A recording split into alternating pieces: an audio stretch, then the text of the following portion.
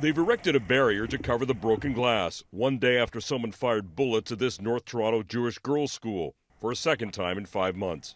We need action, and we need action now. This is not the Toronto that my parents immigrated to. No one was injured because the school was empty, and police have not made any arrests in either shooting.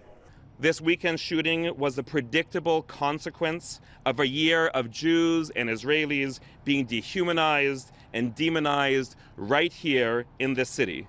Whether in the hundreds of angry protests we've witnessed, needs you to use your voice! Since the October 7th attacks in Israel and Israel's response in Gaza, Jews here say they've been targeted, and they say protests like these in Toronto stoke hatred.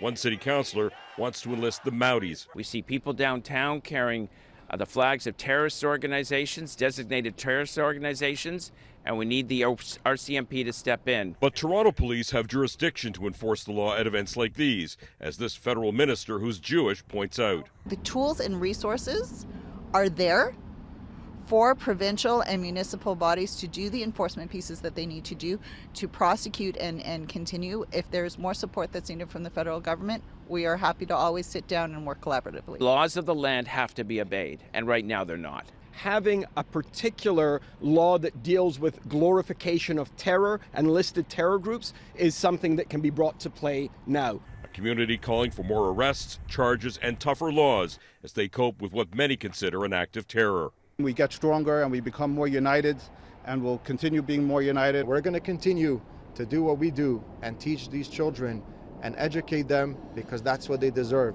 As for the school, 250 girls aged 4 to 14 will be back in class at the beginning of the week.